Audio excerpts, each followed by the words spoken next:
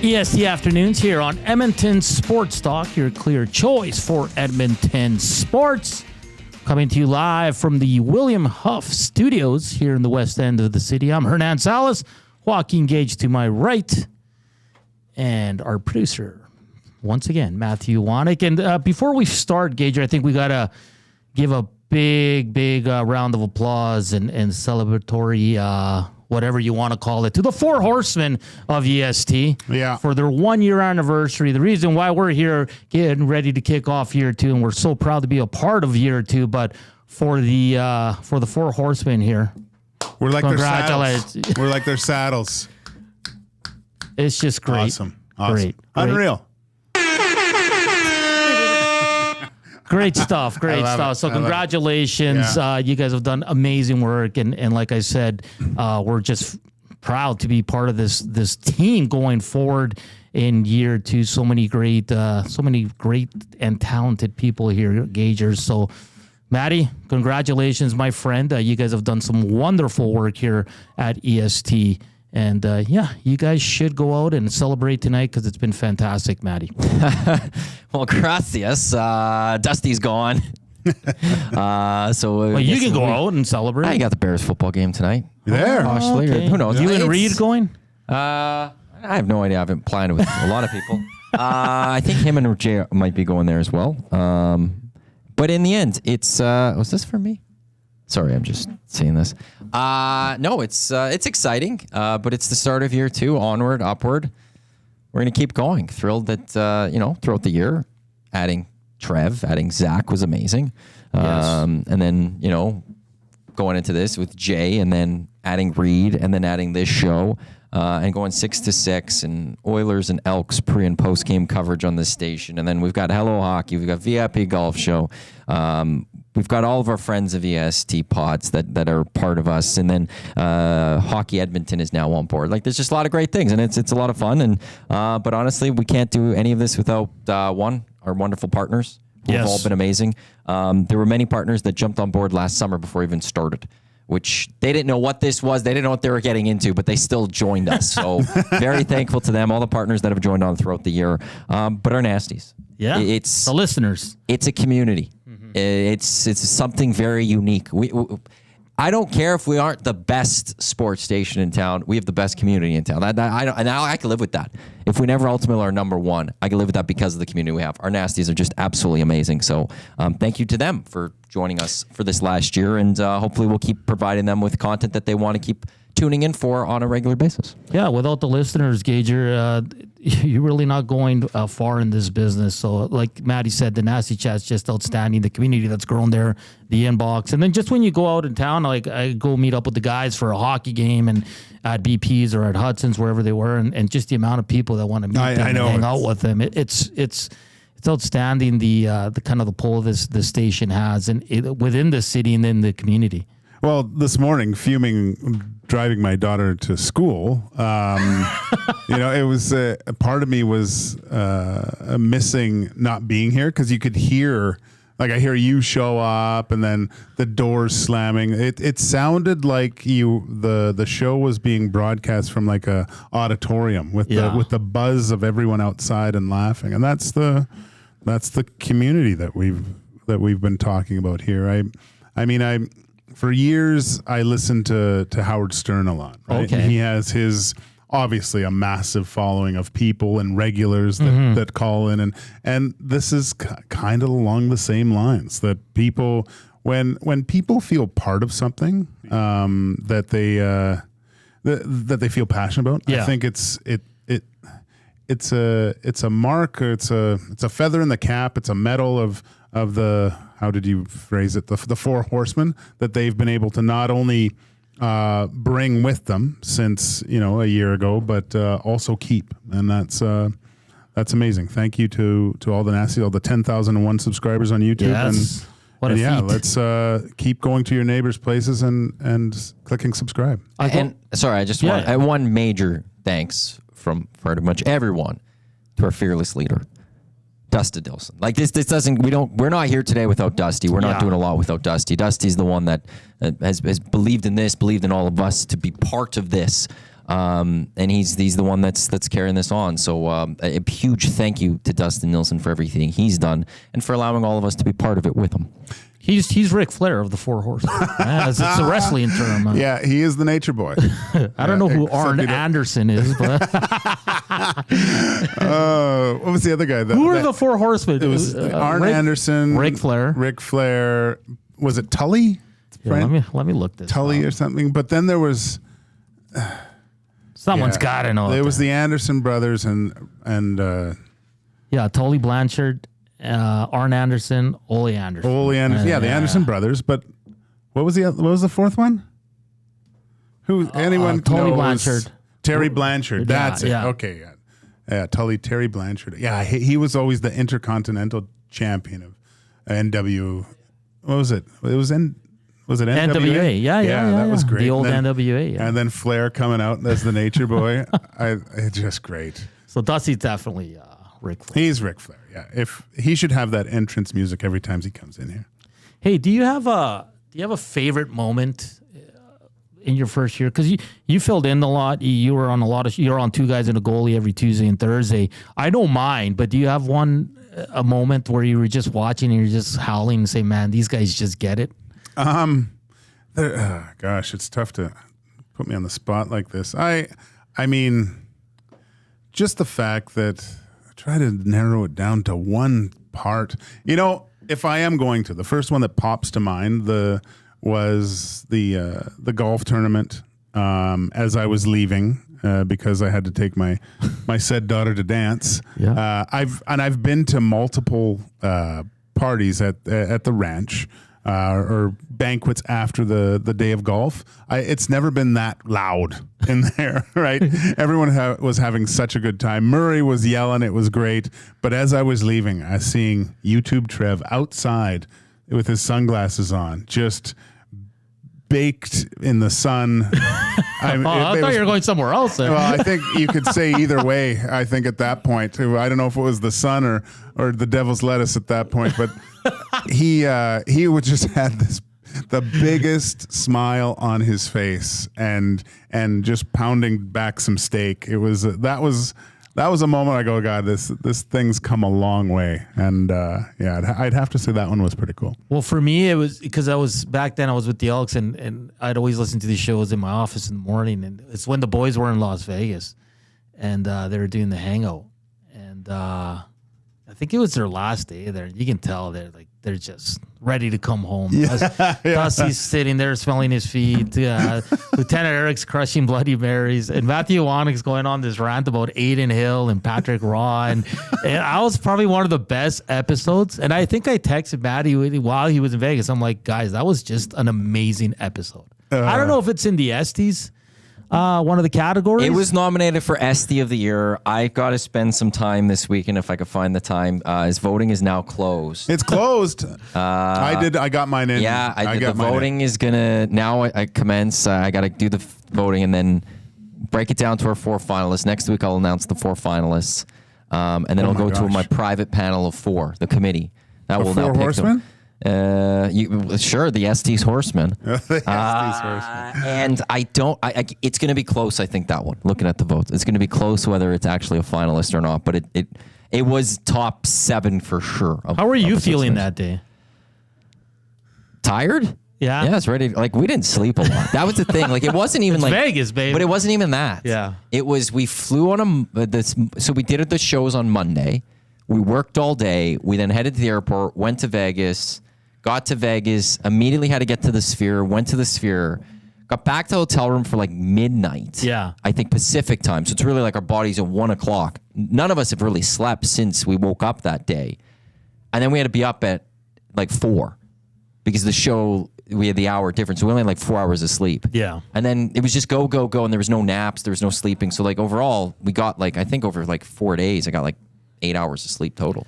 So that's like for time zone Tommy, that's like only 3 hours, though, right?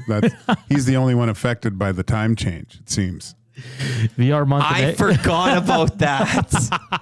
How much the time zone impacted Tommy. Oh my God. Was he late? No, he just was constantly talking about how tired he was because of the time zone. It's unbelievable, man. He's telling Dusty, like Dustin, who's flying all over the place. Yeah, Two kids, getting them to all their things. Doing a morning show. Doing a morning show. And he comes in dragging his butt. He goes, I'm coming in hot. No, Tommy, you're coming in late. This is what you're doing. And he's going, I just can't take this time change, boy. It's really affecting me. And I'm just like, oh my God. So I called him Time Zone Tommy for the rest of that week. So we have, in a month here, we're gonna be falling back. So yeah. I wonder how old TG is going to handle this. We just all got to set reminders to text Tommy. But we sleep in. Yeah. Yeah, but So we get with Tommy's clock, I don't know how that's going to. He's going to think. Tommy's going to think he has another hour at Kelly's. That's the thing. That's what's going to really mess things up, right? VR Montenegro says, I'm with you, Hernan. That was an epic performance. It was. And the best thing, and obviously it's not planned, but it was just the discussion and the conversation, and you can see the tiredness and the hangovers and the drinks flowing for one certain individual. It was just great. Like Dusty being upset at Maddie fighting back, Eric just in the middle enjoying life. Like it was one of the best episodes. I'm like, Look, Eric doesn't just sit there and enjoy life. Eric finds ways to throw that little thing every so often to get things going, to get me going a little more on Dusty or get Dusty going a little more. He finds the way to just throw that little extra fuel to the fire without anyone noticing that he did it. It's a mental hand grenade. I'm on to you, Eric. Yeah, it's a mental hand grenade with a delay, right? Just lobs it in there, and then you're like, wait, what was that? Did you just insult me? So we're getting a bunch of different groups for the Four Horsemen. Someone on the Nasty said Dean Malenko was part of it. I know he was later, but Stan the Jets fan says it was Ric Flair, Barry Windham, Tully Blanchard, and Arn Anderson. But who were the originals? That's what we want to know. Maybe we need to call up our good buddy Yukon Jack. He would know that for sure. I do think it's Blanchard, the Anderson brothers, and Ric Flair. I know Tully Blanchard came in later too. God, that was the golden age of wrestling, eh? So good. SmackDown tonight here in Edmonton. The four original horsemen? Is that what we're asking? Yeah. I'll text you right now. Okay. And some breaking news here as who sent this in? Oh, here we go. Silver Capri says YouTube Trev 5 away from the win on Twitter. What? Let's go. YouTube Trev's 5 away. A big push by his boy Dustin Nielsen's got him there. So I'm just going to double check here if it's improved from the 5 here. He is 4 now away. Oh my gosh. And Milne's at 76. He's 24 away. This is going to be over. The big win for YouTube Trev. Dustin coming in Nielsen, the boss, comes in and pushes one employee to the end. That's okay. I've had the advantage of the Nielsen bump in my lifetime here. Everybody needs the. Yeah, it's good because it was the. But when it's 2 employees going at it, and he throws his support as the boss behind one. Well, that's his producer. But he's also the boss of this whole place. That's his drive host. Yeah. Well, Milne was walking around like a peacock up there for a while. The feathers because he had the lead out. for a while. Yeah, right? yeah, oh yeah. And there was Maddie. You might know this. Is there anything? Is it just getting to 1,000, or is there anything on the line outside of just reaching? Getting to 1,000 first. That's it. Okay. Yeah. Oh, that's good. Brett B says if we're talking the Horsemen, let's name all the members of NWO. We don't have that kind of time right now because there's like 40 of them. No, yeah, and we don't have it. Oh, Raider Jesse. Sorry about that, Raider Jesse. Yeah, now the Gager's on the station full time. He better start showing up at the Nasty Bashes. Still upset about his no-show. Well, when I show up, it'll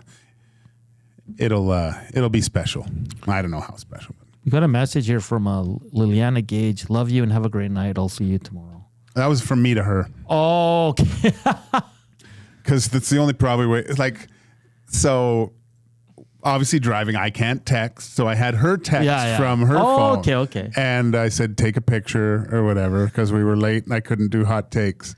So she eventually hears her name on, coming through the car, and massive smile. Now she thinks she's famous. She looked like Jay Milne walking into school, full peacock strut. And so, but it's probably the only way I can talk to her now, because she'll see that text. Yeah. Oh my gosh. And then, so if I text her from my phone, I'd have to wait 2 days for her to respond. We have a winner. You too, Trev. We got some music for this. YouTube Trev has hit 1,000 followers on Twitter on this wonderful Friday. On our show, let's go!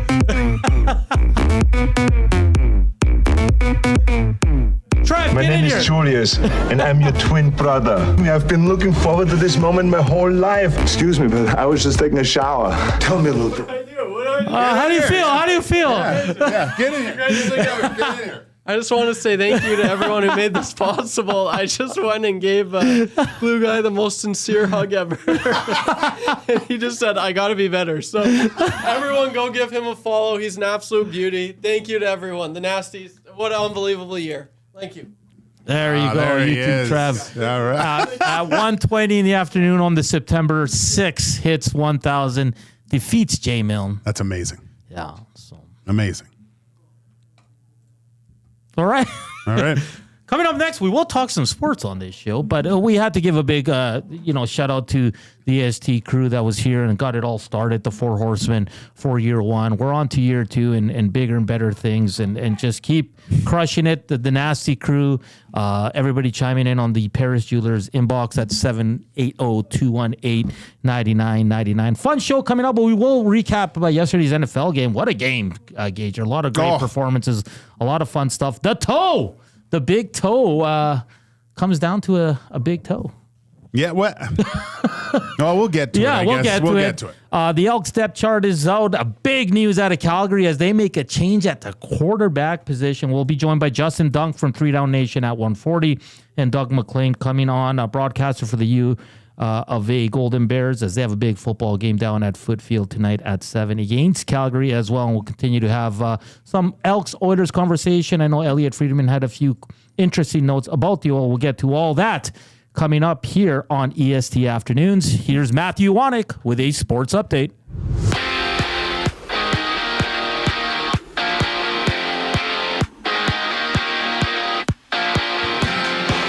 Alberta Golden Bears play host to the Calgary Dinos at Footfield at 7 o'clock. The Bears look to start their Canada West season off at 2-0.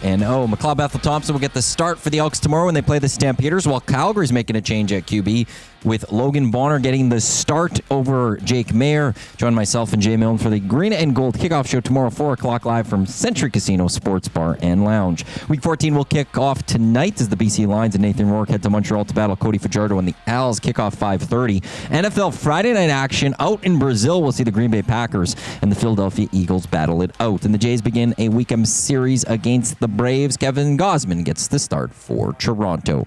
Up next, it's the second segment of EST Afternoons with Hernan and Joaquin Gage. I'm Matt Wanick. You're up to date. Wake up with the Nielsen Show with Dustin Nielsen and Lieutenant Eric. Weekday mornings 6 to 9 on EdmontonSportsTalk.com.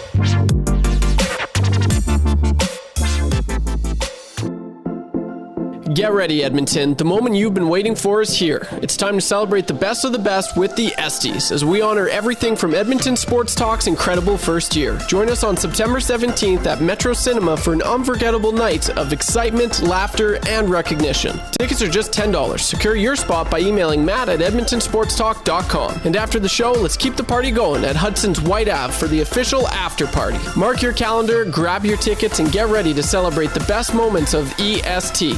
It's the Esties, September 17th. If you've been injured in a car collision, let James H. Brown and Associates, Alberta Injury Lawyers, protect your interests. They'll be there every step of the way to help answer your questions and help you get your life back on track. Trust Alberta's precedent-setting injury lawyers with their unrivaled experience, unrivaled results, and unrivaled commitment. When accidents happen, call James H. Brown and Associates, Alberta Injury Lawyers, 780-428-0088. 8 or go to jameshbrown.com. There's still time to book your tournament at the Ranch Golf and Country Club. As one of Alberta's top tourney courses, the Ranch makes hosting fun and easy for any group or business. No matter how unique or unusual, they'll accommodate your vision for an event no one will soon forget. Start planning your tournament today at their beautifully landscaped course on the outskirts of West Edmonton. On-site event coordinators are here to help, but hurry, availability is limited and booking fast. Visit theranchgolf.com.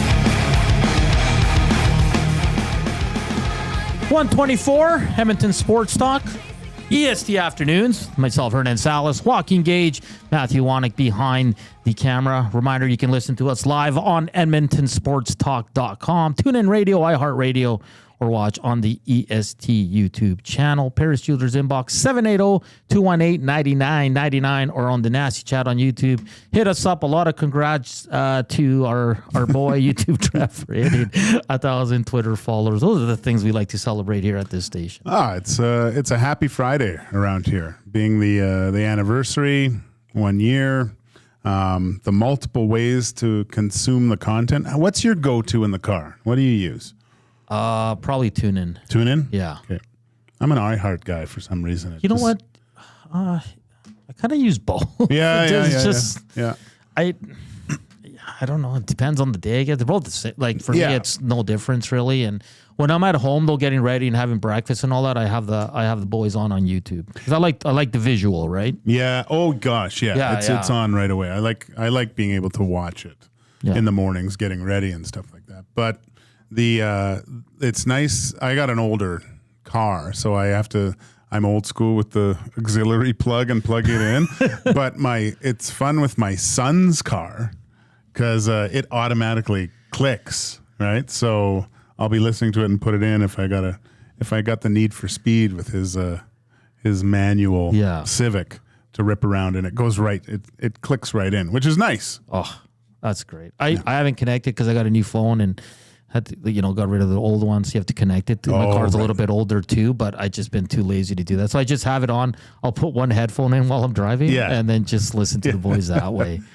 So it's been great. Yeah, make sure you're hammering that thumbs up button there on the good old YouTube. And we had a hell of a start to the NFL season last night. Awesome. Gager. Chiefs defeat the Ravens 27-20, and we all thought the Ravens had tied it, and then you go to the replay, and it's the big toe that's just on the white line there, and you know what was the best part of that? Because before we knew it was going to be called back, Harbaugh going for 2. Yeah, that would have been amazing. That's what I mean when we talked about it first. That's what I loved most about it. Like he was halfway out going, we're going for 2, and I loved it. I loved that he was trying to end it right there in KC. Just that killer instinct, and you don't want to give the ball back to Mahomes with any time left, right? We've seen what he seems to thrive in those types of situations. Minutes, seconds, whatever left in the game down, he always manages to give his team a chance to win. And it's great to watch Lamar Mahomes go toe-to-toe. Like, you're watching them and the sense they have to avoid danger. How do they do that? Keep their eye, because so many times I was like, oh, Chris Jones is going to get Lamar from behind, and boom, he just one little move and he's out of danger, and then he's just all over the place. And I mean, 122 yards on the ground. I know at the end there, just before the pass to Likely that was out of bounds, he missed Zay Flowers. I know. Wide open. I know. And I will say this, and Maddie's a Ravens guy, so maybe we'll get him to chime in. And also, Maddie was correct. He was concerned about the O-line. O-line struggled yesterday. Especially off the bat. Yeah. But can Lamar Jackson continue to play the way he does? Because he takes a lot of hits. And I know you're tough, and I know he works out to be ready for all that impact and all that. But he's so talented. He's such a pleasure to watch. But sometimes I fear for his safety. Maddie, just your thoughts, I guess, on the game. You were right on the O-line. You were right to say that you didn't think they would win, but I mean, that's as close as you can get. But again, they lose to the Chiefs. But just your thoughts. You know, to your point on Lamar, I don't recall him taking that many hits in a long time. He generally doesn't do that. And they're not going to have success this year if Lamar has to run that many times every single week. It's just not going to happen. But that partly goes to the O-line. Although there was a ridiculous amount of calls that the Ravens were getting called on for illegal formation to start. And the Chiefs were getting none of those calls.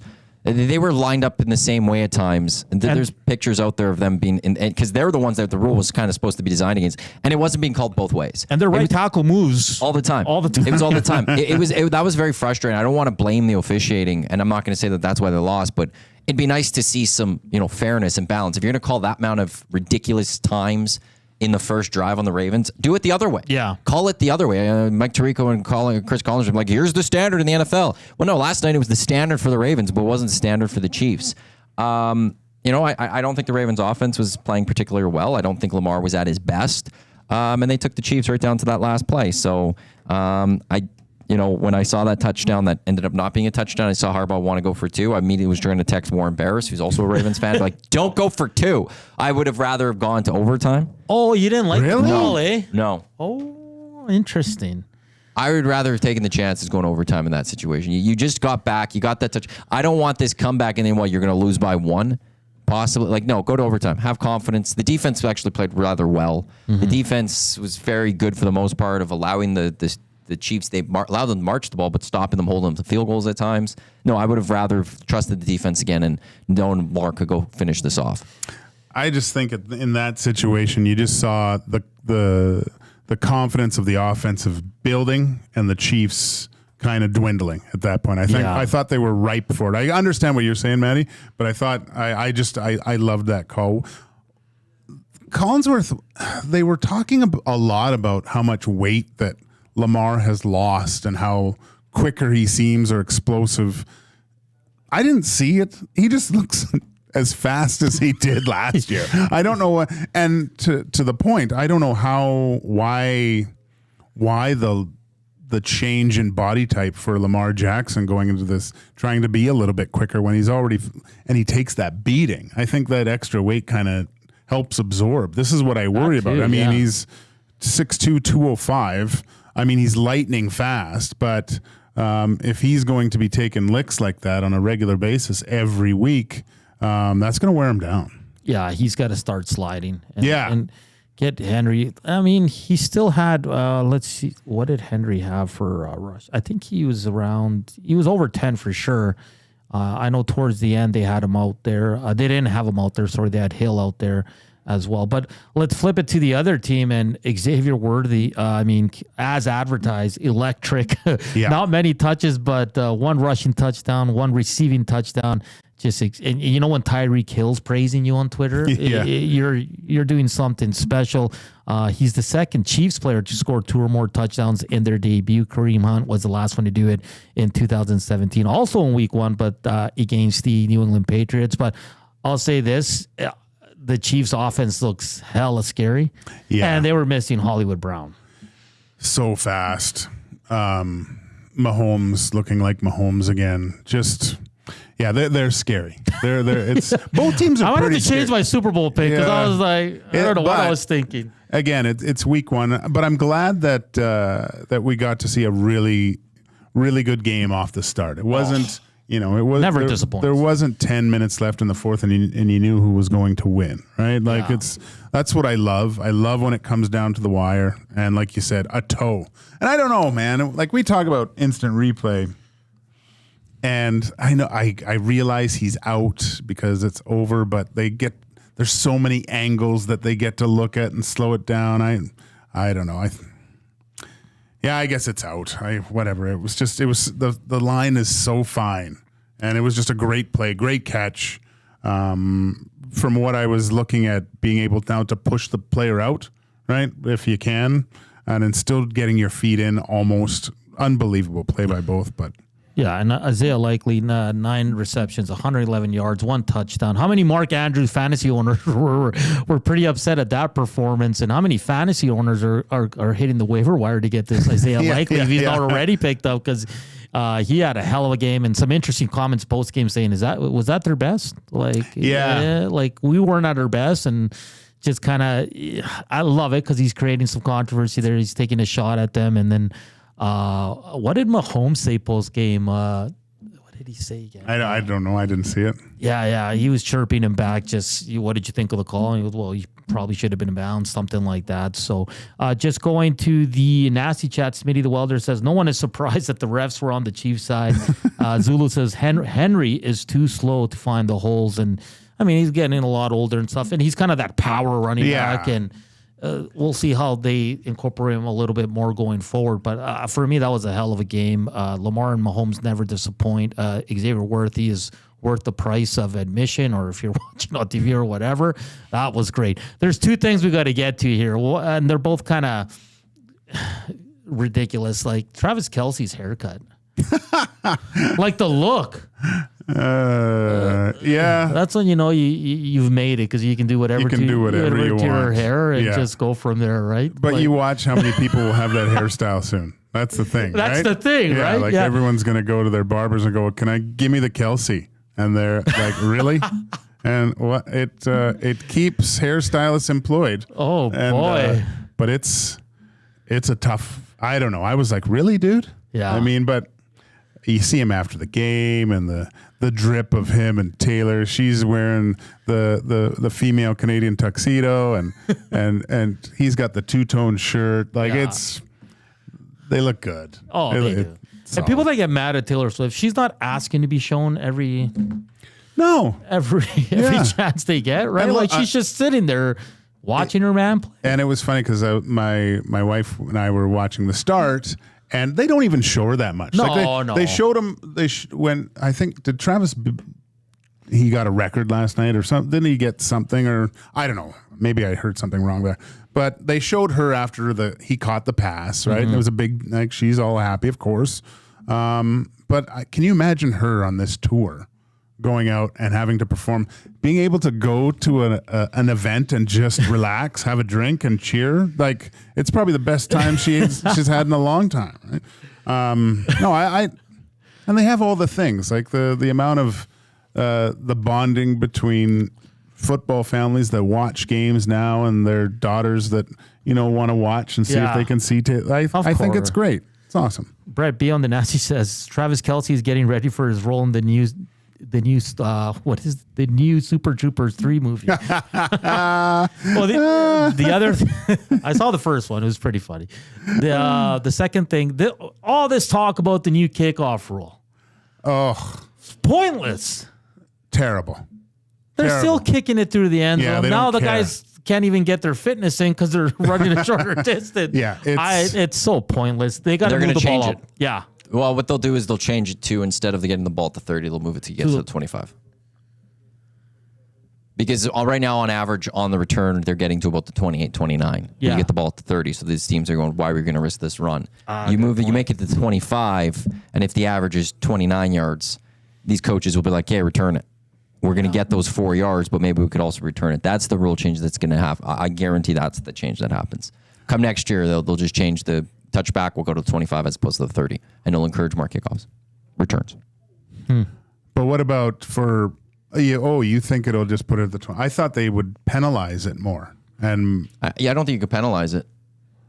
You couldn't penalize it by putting it even further up, like to the 40? Like, what if you're going? I see what you're saying. What if you're going? Yeah, like, so say they keep kicking it through the end zone. Instead of getting the ball at 30, you're moving it to the 40. That would for the stop other it. team, right? Oh, to get the kicker to go short? Yeah. Yeah, I think they'd be more likely to go, we'll move the ball back where you get it. Because, I don't know, it's just a simpler way of doing it. I think they should punish them. Because what was the kickoff used to be 35, wasn't it? I thought touchback was about 35 or so. So like, they would still do it anyways. No. So I think the thing you'll get is, no, these teams will go, no, we'll be able to return it. Because they want action, though. They want them to return the ball. Exactly. Right? Yes. And how do you what's the best way to get that? I think it would be to penalize the kicking team by, if they do blow it through the end zone, is okay, the other team gets it at their 40 now. Yeah, you're right. Like, you want to punish them saying. for kicking it to the end zone. Yeah. I know his Pro Football Talk that was talking about, or Mike Florio, of moving it to the 25. But I see what you guys are But saying. still, if you bump it up to if you kick it through the end zone, it's at the 40. Yeah, because if it goes into the end zone and bounces out the side, doesn't it go to the 40? Isn't it penalized to the 40? That's what I thought it was. Like if it goes Or out, the 35 or if whatever. it goes out before it goes to the end zone. We have to look at those rules. Reed knows. Reed knows. But Either way, the kickoff rule still sucks. It still sucks. I want to see I want to see returns. Right? Do they halo? Yeah. Like they do here in the CFL. Yeah. No? No, I was trying to think of something else. I was trying to think of how can I bring the Rouge into this conversation.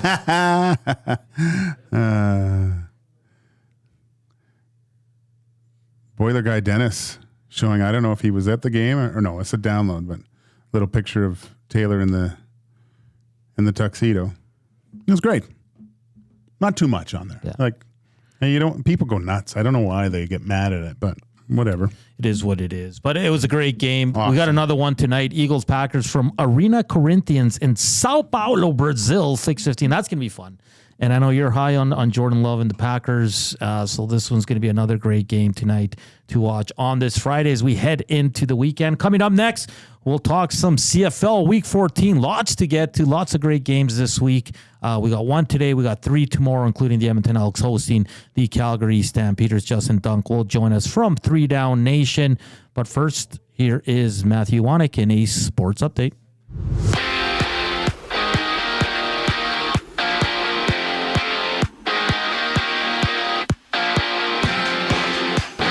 Alberta Golden Bears, they'll play host to the Calgary Dinos at Foot Field tonight at 7 o'clock.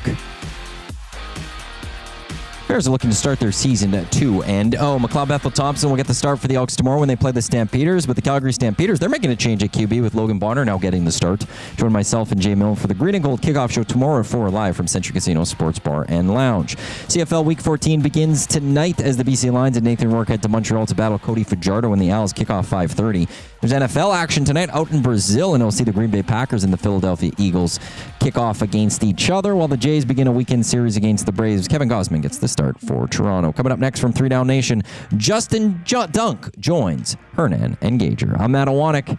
You're up to date.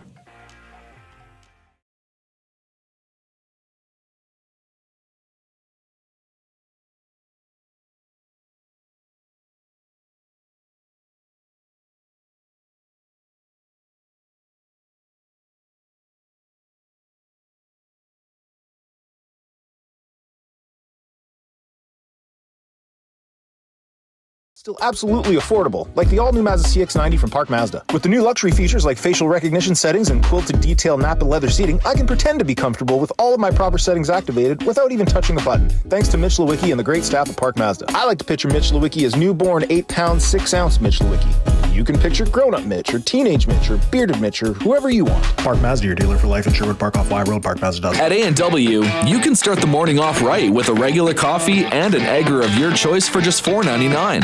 Bacon and egger, or sausage and egger on a seeded bun, or an English muffin? The choice is yours. But we know it'll be tasty either way. And to make matters even more delicious, this offer is available all day. But don't snooze on this deal. An egger and a regular coffee for only $4.99 is a limited time price. Available at participating A&W restaurants in Greater Edmonton.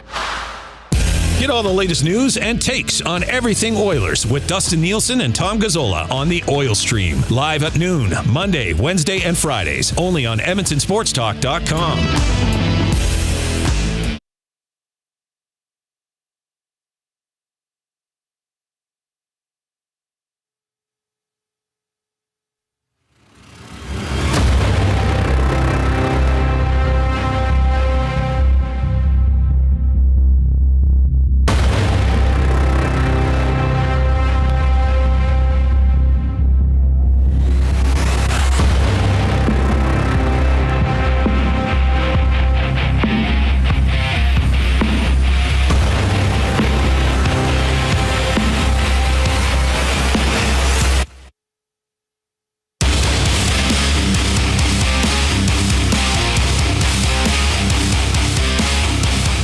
1:43 here on EST Afternoons on Edmonton Sports Talk. Static free since 23. Hernan Salas, Joaquin Gage, Matthew Iwanek. We're just trying to locate Justin Dunk from 3 Down Nation to talk Week 14 in the CFL. We got a depth charts out today. One of my favorite days. I love putting these together when I was with the Elks. It's one of those weird things that you like doing at work that no one else likes to do, but the depth chart for me. And only 2 changes. Les Maruo is back in, as is Boris Beatty. After getting sat for the Labor Day Classic, he'll be in for Dean Faithful. Noah Taylor, defensive lineman for the Edmonton Elks, lands on the 6th game. But, I mean, after their performance there's no reason to make wholesale changes for the Elks. So it's going to be a good time to get down there and watch this team, as Calgary made enormous news here today. And Justin Dunk was kind of the first one to throw it out there on Twitter. Logan Bonner will get the start at quarterback as Jake Maier gets benched after a 4-interception game on Labor Day. And another young guy out of Utah State. I mean, we don't know much about him, Gager. And in the CFL, we always get a lot of first-time pro quarterbacks coming in from the States. So, I mean, a lot of accolades at Utah State. He was a record-setting quarterback there. But the pro game is completely different. We saw him a bit on Monday towards the tail end. So I think right now the Elks have to be considered a heavy favorite. Oh, yeah. I remember him going in and it's that first play. And I think he made a 15-yard pass right off the hop. So it was like no nerves. It didn't seem like, but it's a different animal just going in and starting the game on the second leg of the Labor Day Classic. I wonder if this is how long the leash is too, right? That's a great point, because let's say he's just nothing's going at half. Do you go back to Jake Maier? Yeah. Right? Say they're down 21-3 at the half and he's got 47 yards passing, really not moving the ball. To me, this seems like the case of, you know what, you had a bad game and you're coming out, and the other guy's going in possibly to try to just light the fire a little bit of Maier to get back in there and start performing a little bit better. That's how I kind of look at this whole situation. I'll tell you this. It's so the top 3 yards leaders in passing have been benched at one point. Yeah, it's Bo Levi Mitchell, Jake Maier, and MBT. How crazy is that? It's quite crazy actually to see, especially Bo Levi. I mean, he's been arguably one of the best quarterbacks in the CFL over the past decade, and you see the numbers, but to see him, and from all accounts, it sounds like there's a little bit unhappy in Hamilton the way it's going, and there's a little bit of a pouty face having to go back into later on, which in the last game kind of funny, but and picks up the big win. And yeah. So I mean, do you think this is the last we'll see of Maier at all this season? No. Is this a monumental shift in who's quarterbacking the Stampeders moving forward?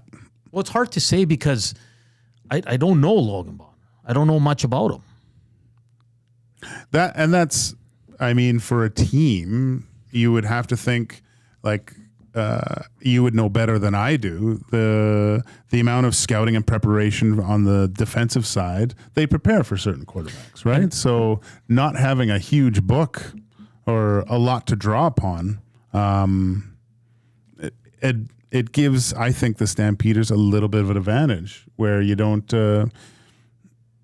You can't really, obviously there's setups for who you're playing against, but not having knowing a lot about the quarterback could be a slight advantage for Calgary. And with it being a short week, I think both teams only practiced once and had a walkthrough, and the practice was similar to a walkthrough, and Calgary closed their practice. Oh, okay. So they were being so the news was announced today because they had to release their depth chart. So they were holding their cards close to the vest, and because they probably didn't want the Elks to know they're making this move. But and again, I don't know if this guy's a pocket guy. I don't know if this guy's kind of a runner or he's a dual threat. So we'll find out. And it almost makes it harder for the Elks because they don't know either, right? Yeah, that's what I mean. It probably that that first half's going to be quite interesting. The first quarter is going to be quite interesting when Calgary gets the ball and sees what type of player they're going up against. It seems like, I mean, this was a small sample size. Small. And the Elks are holding back, playing the prevent defense. It is not, this isn't full bore. This is, protect the kind of lead at that point. And, just garbage time, I think is what we refer to it as. Exactly. And so it looked to me that he was more of a pocket type quarterback, five-step drop, go through the progressions and try to make a completion. Yeah. Maddie, Justin says if we can give him a few minutes and he will answer his phone. He's just a little tied up. So a couple minutes for Justin Dunk to join us here to preview Week 14. He's the one that broke. I also want to get to this, some cool news. He was our first guest ever on the EST afternoons. Aaron Grimes, the Edmonton Elks, announced today that he's retiring in green and gold and will rejoin the Double E as defensive assistant and community ambassador. That's just great to see.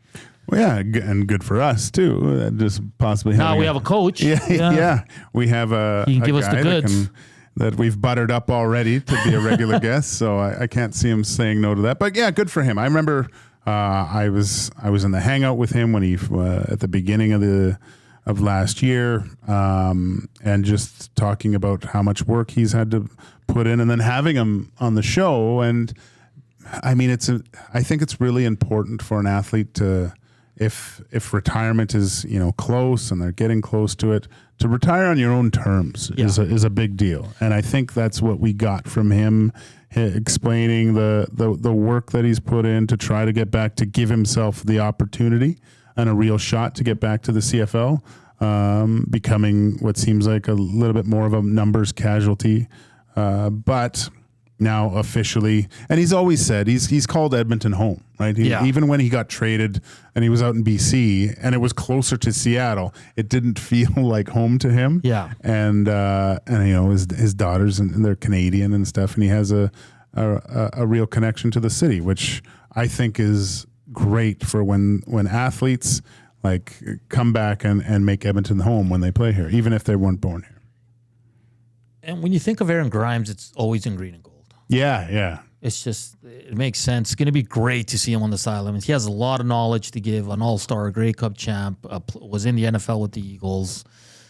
He's going to help that. There's a lot of young DBs in Edmonton. He's going to help them a lot. And he, you know what he brings? He also has culture, positive attitude.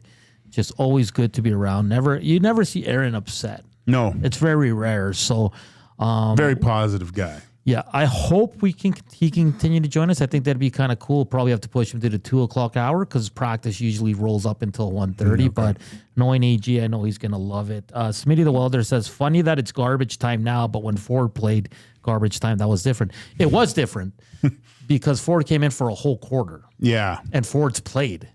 And he's won games. Where this guy, what we're saying garbage time because he got one series. Yeah. Right? And the Elks were up big, and everybody knew what the outcome was going to be, and he got one series. So it's, how can you read off 2-3 passes? No. Yeah. Like you said, it was all prevent defense. There wasn't a lot of pressure. And still. And even when Ford went in against Hamilton, yes, it was garbage time because the Elks weren't coming back in that game, but it's different because one guy played a full quarter, one guy played one series. That's all I'm saying. And this is not a knock on Logan Bonner. We just don't know about him. I think if you ask anyone here around the office, we're all kind of outside of Dusty. And there's certain people that said that was kind of the turning point of the Elks season. All of a sudden they get a little bit of confidence, get the ball moving, Ford's back in, and it really started rolling from then for them for a little bit there. There's a big game tonight too. BC Montreal. Yeah, that's going to be a lot of fun to watch as well.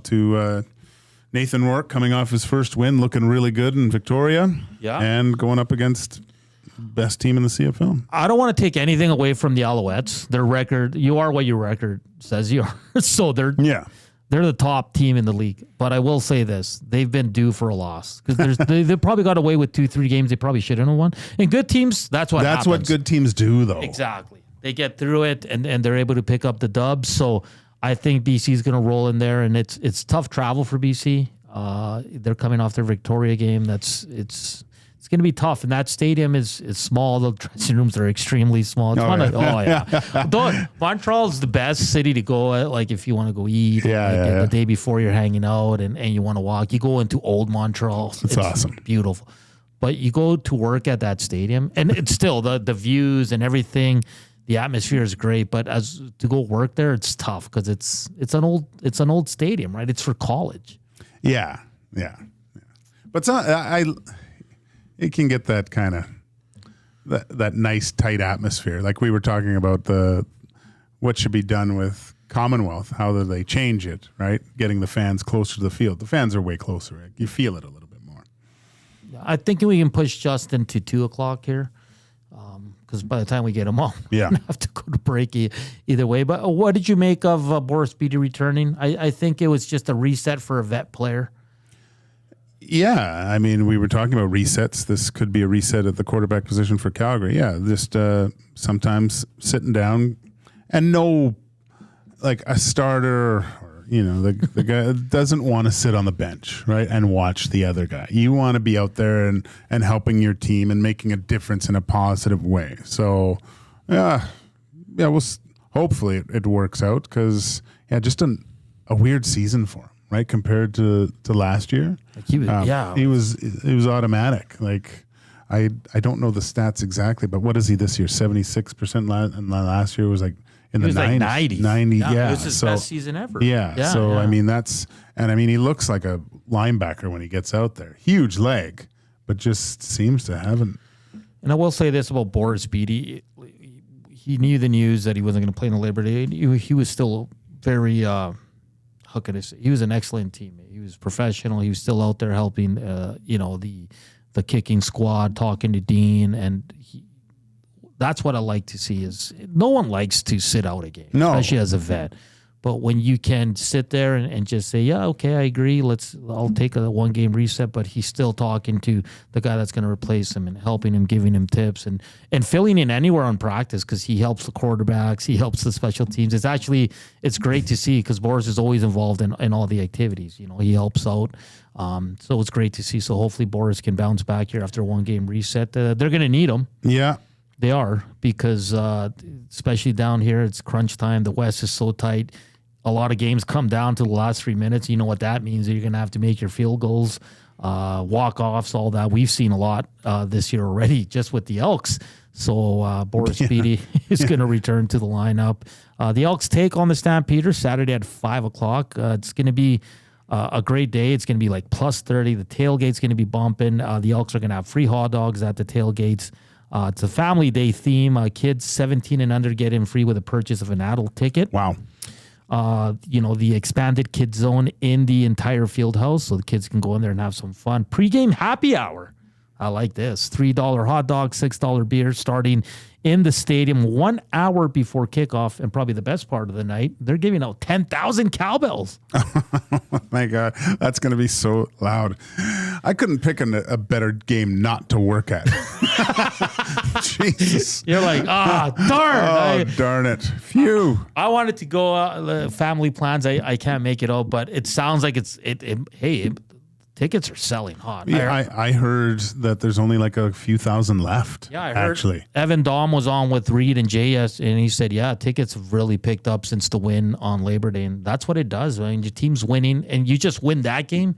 You can be 1-9, you can be 9-1, but you win in Calgary on Labor Day.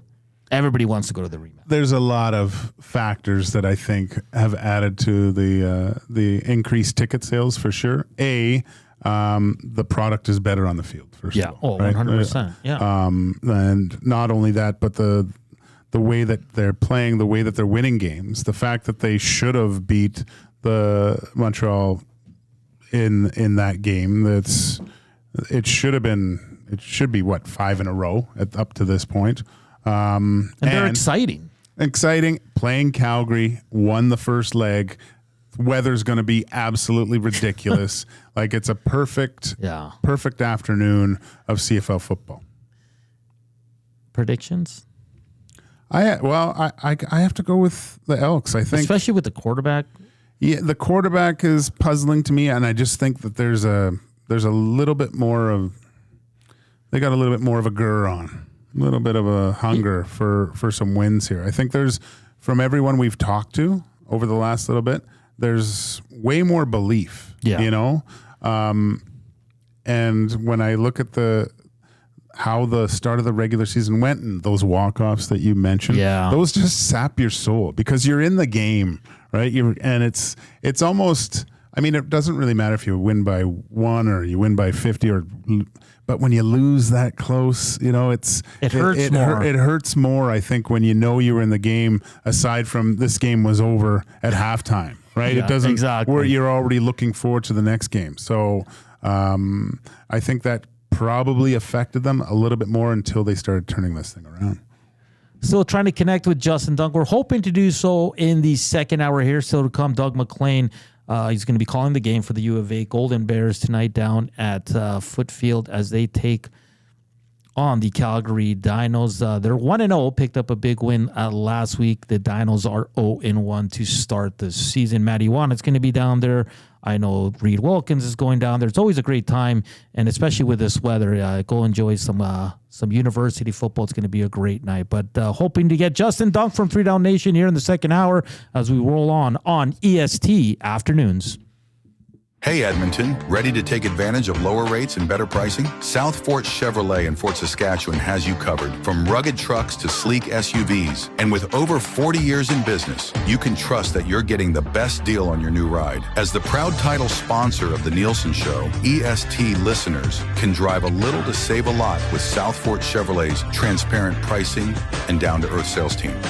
Visit us today in Fort Saskatchewan or online at southfortchev.com. Why tee off at the Ranch Golf and Country Club? A fun, unique layout offering premier conditions. The Ranch has been ranked as one of the top public courses in Canada. Unmatched value. Score Golf Magazine rated the Ranch as the best value in Edmonton. The service, from tournaments to special events to the pro shop. Superior service that makes every visit exceptional. The Ranch Golf and Country Club, a laid-back environment where anyone can enjoy an amazing day on the fairways. For details, visit theranchgolf.com. Few of us can say that we're over 60 and still hot, but Mr. Mike's Burger can.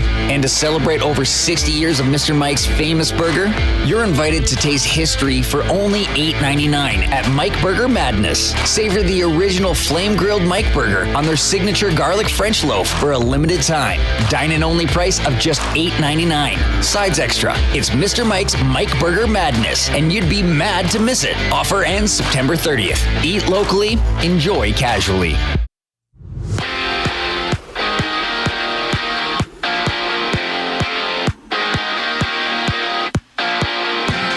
Alberta Golden Bears will play host to the Calgary Dinos at Footfield. Kickoff 7 o'clock as the Bears look to start their Canada West season at 2-0.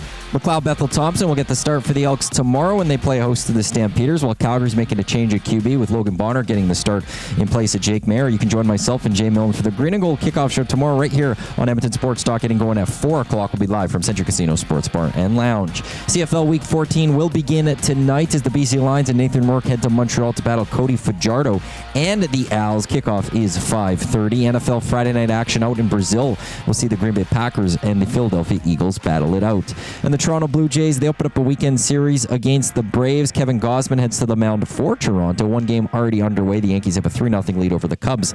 That one in the top of the 7th. Coming up next, it's the second hour of EST Afternoons with Hernan Salas and Joaquin Gage. I'm Matt Owanek. You're up to date.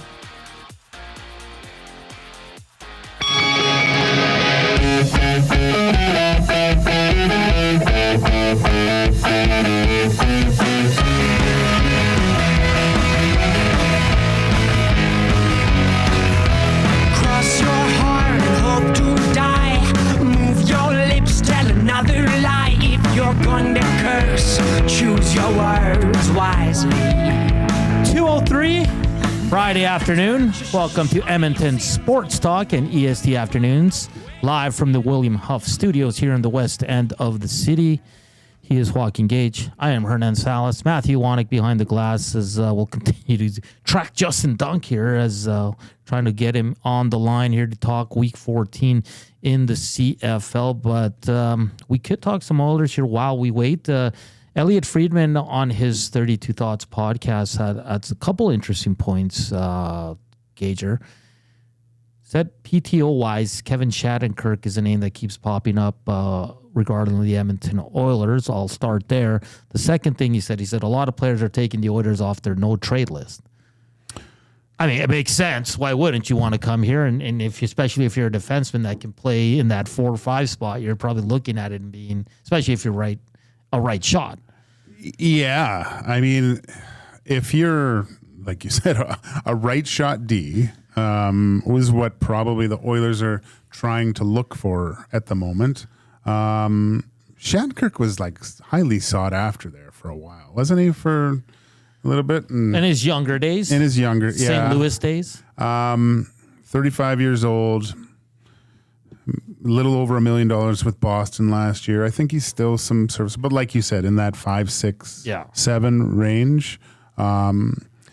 No, why wouldn't you with the Edmonton Oilers?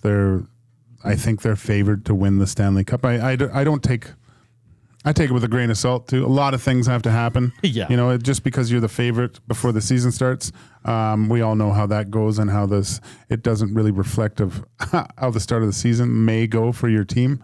But that's encouraging, and I wonder if you're Friedman saying that. Obviously he has his finger on the pulse of any sort of discussions and talking to people. Mm-hmm. If he's hearing things that are like that, obviously there's a little bit of smoldering, where there's smoke, there's fire. There's probably some guys that GMs have approached and said, would you waive your no trade clause for certain teams, or what teams would you waive it for? And if these lists keep popping up, and the Edmonton Oilers are one of the destinations that guys would waive it for, I think that puts the Oilers in a very good position. And you look at years past, not a lot of guys wanted to come to Edmonton, right? Now they have arguably one of the best facilities in the league. We were talking about that goes into the decision making of a lot of guys. Where the practice facilities are, how accessible everything is, the off ice, the camaraderie. Leon spoke about it. There's a lot of appealing things about the Edmonton Oilers right now. Yeah, it's. We'll get to it. I think Justin Dunk's about ready to join us. I just want to ask the Nasties and our listeners chime in on the Paris Jewelers inbox. That's 780-218-99. Is Kevin Shattenkirk a name you'd want to see here in Oiler colors? He's going to be a third pairing guy. He's going to be probably that 6'7", but is it a guy you wanted to go? So we'll continue that conversation, but we are joined by Justin Dunk from 3 Down Nation, also does pre and post game show for the Saskatchewan Roughriders. I think I was telling you about their setup down there at Mosaic. It is fantastic pre and post game show. Justin, my guy, how you doing? Doing well, man. Hernan, you come back to the non-dark side, we'll call it. Welcome back. Yeah, thank you. I was just with you a few weeks ago down there in Regina. We did some pregame interviews. We chatted the day before as well at the hotel with Trey and Gino and all that. But it's crazy how the world works, eh? Yeah, man, you move quickly, clearly. Justin, let's get to it. You had it first on the good old X machine. The Calgary Stampeders making a big move at quarterback. I shouldn't say it's surprising just the way Jake played last game, but what can you tell us about the new quarterback there, Logan Bonner? Because if you ask around and even in CFL circles, there's not a lot of knowledge on this guy here. So what can we expect from the Stamps' new starting quarterback? There's definitely not a lot of tape on him yet that's out there, but the Stampeders have been high on this guy who's been developing with them for a little while now. He had one really good season, I would say, standout season at Utah State University to get noticed, went to Buffalo Bills in minicamp, and then ultimately landed with the Stampeders. And I think that this move says less about Jake Maier, because I don't necessarily think he's the problem with the Calgary Stampeders, but more about just trying to get some type of different energy around that football team. I think in areas they are good enough to compete week in and week out, and they've shown that. but there's just some inconsistencies there in their play. And I think when you have a guy like Jake Maier who throws 4 interceptions for the first time in his career in the Labor Day Classic, and they lose that game for only the second time, I think it is, since 2012, then there's this urgency that's created to try to make sure that you're competing in the West Division. And I think that's kind of what's come about here. It's odd to think of, fellas, because Jake Maier was a guy that took Levi Mitchell's starting job away, and now here Maier is in the last year of his contract, by the way, and he's got a young guy that has at least put him to the bench for one game. Justin, I'm just wondering, is this a situation where you're kind of lighting the fire under Jake Maier, having him sit and watch? And how long do you think that leash is if things aren't going well in that first half with Logan Bonner? If you're going to make a change like this, I think that you have to stick with it. Now, Dave Dickinson has been a franchise quarterback in his own right and understands that you have to play through some things. So he's going to understand that Bonner's making his first career CFL start. He's gotten the majority, if not all, of the QB1 practice reps this week leading in, which should help him, which was something I thought they needed to do if they're going to start the kid. So I think you have to understand that he's going to make mistakes, unless it's absolutely awful and the guy throws an interception on his first 5 attempts or something like that, then I think you got to stick with them, because you got to ride it out. You got to give these guys a little bit of time when they're making their first career CFL start. Justin, flipping it over to the green and gold, very impressive last game. MBT was outstanding, got Offensive Player of the Week on the honor roll for the CFL. They've won 4 of their last 5. Are you kind of jumping on that train where this team could be a serious contender to finish off the season? Hernan, man, you know I've been there. I just said all they had to do was start Trey Ford, get Chris Jones out of there, and renew the energy.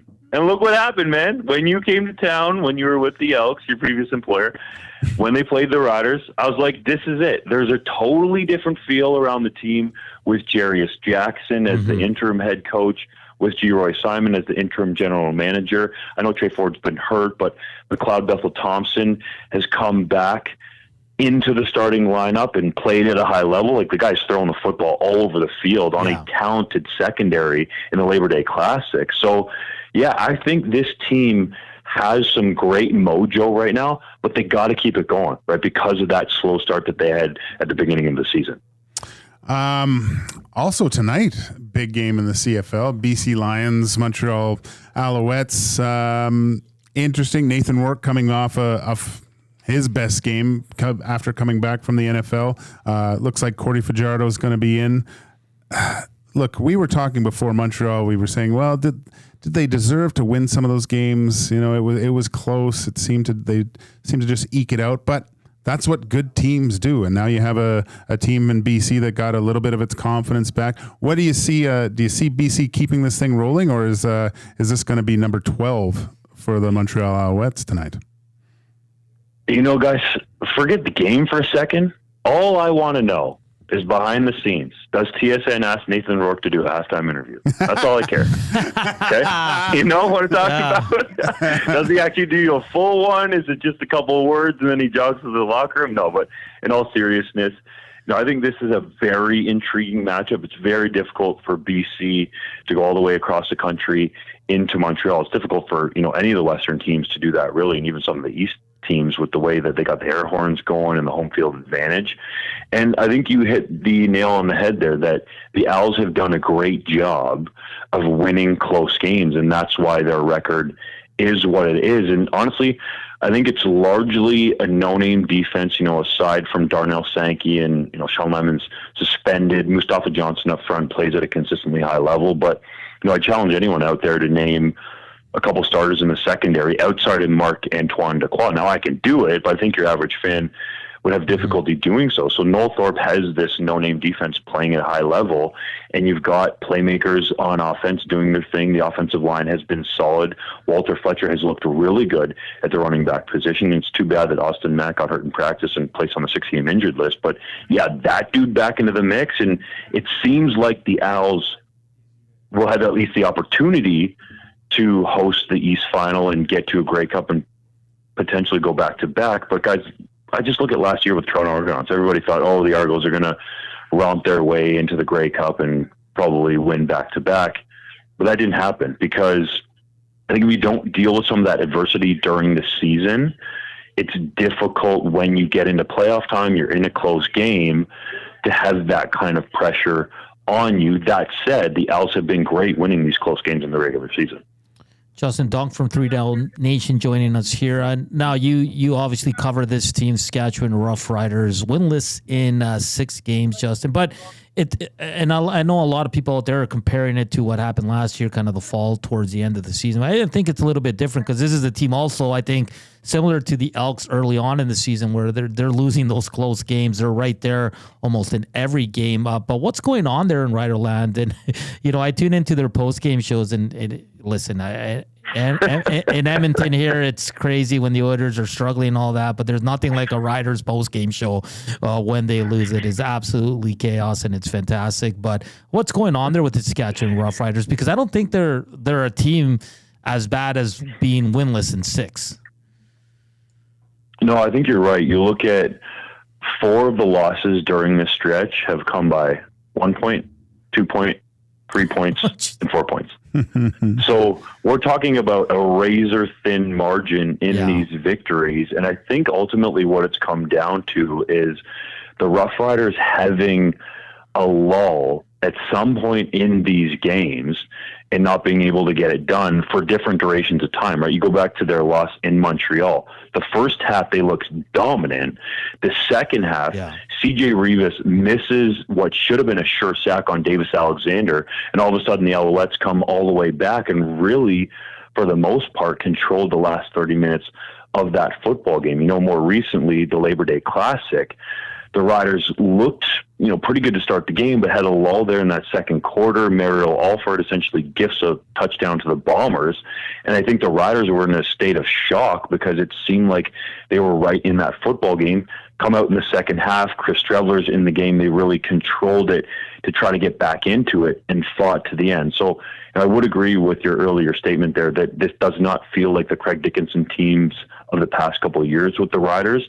I think it's a case of them having these lulls at inopportune times, but, also not finishing. Like when you're on the road in Montreal and you've dominated in that first half, I don't care if it's a short week and they're coming off a bye week, you're pros. You have to go out and finish, especially when you have, essentially a rookie QB. I know he's been developing for a couple of years, but inserted into the game in the second half. So, at times I think they need to tackle better.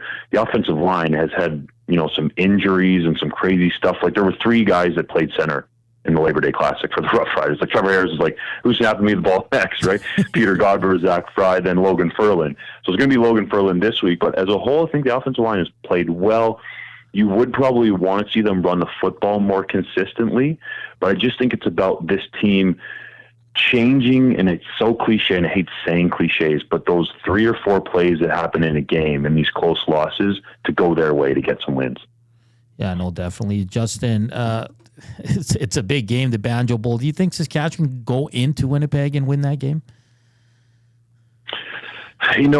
Everybody thinks that it's just them kind of walking into the slaughterhouse. But historically, the Bombers lead the series 12-7. 7 times the Riders have gone in there and gotten it done. Every year is a different situation.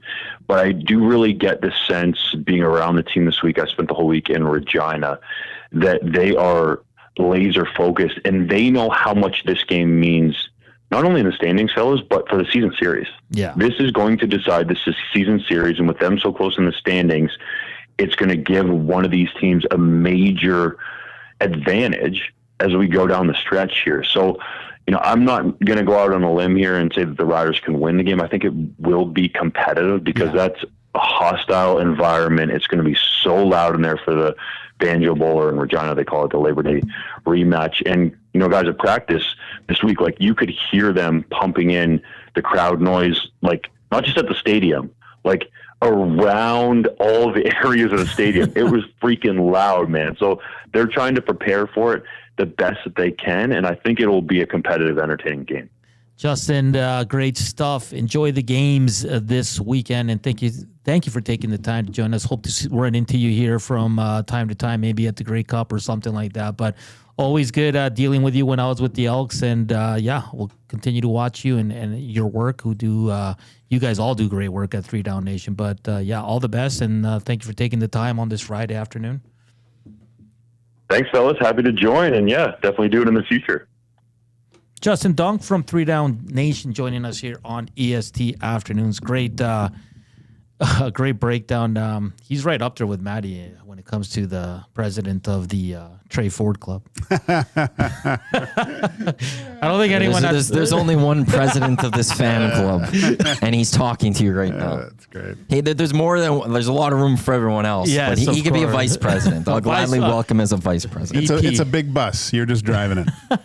Exactly. I'm not letting anyone else drive that bus. It's my bus. It's EST Afternoons, 2:19. Up next, we'll hear from Doug McLean. He'll be calling the game for the U of A Golden Bears tonight at Foot Field as they take on the Calgary Dinos. That's coming up. But first, here's Matthew Wanick with a sports update.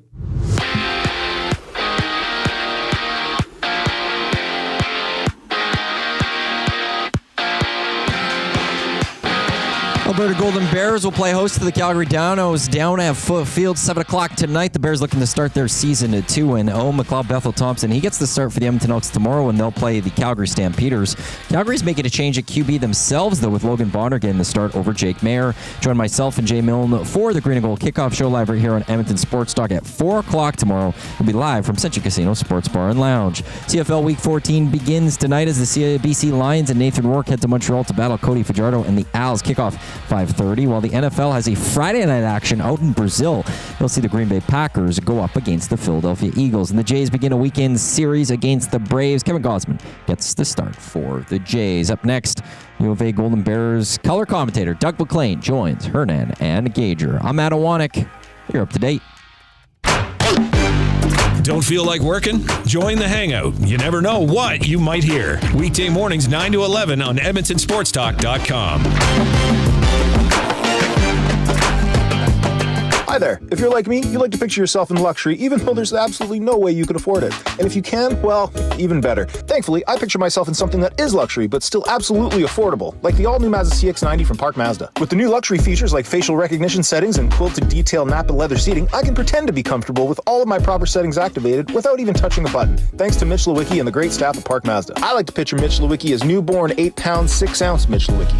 You can picture grown-up Mitch, or teenage Mitch, or bearded Mitch, or whoever you want. Park Mazda, your dealer for life in Sherwood Park off Y Road, parkmazda.com. Edmonton Sports Talk delivers a mass audience of key, influential customers to your business, all while you associate your company brand with the biggest names, the hottest sports news, and teams from every league around the globe. Oilers and Elks, NHL, NFL, Major League Baseball, and the association, Formula One, soccer, golf. Oh, sweet mama! The excitement is palatable on Edmonton Sports Talk. It's where fans go to get their sports fix and where our partners find the most loyal consumers. Contact us today and see how our team on Edmonton Sports Talk can score the biggest goals for your business. With various advertising options available, email business@edmontonsportstalk.com or head to our website and send a message at edmontonsportstalk.com.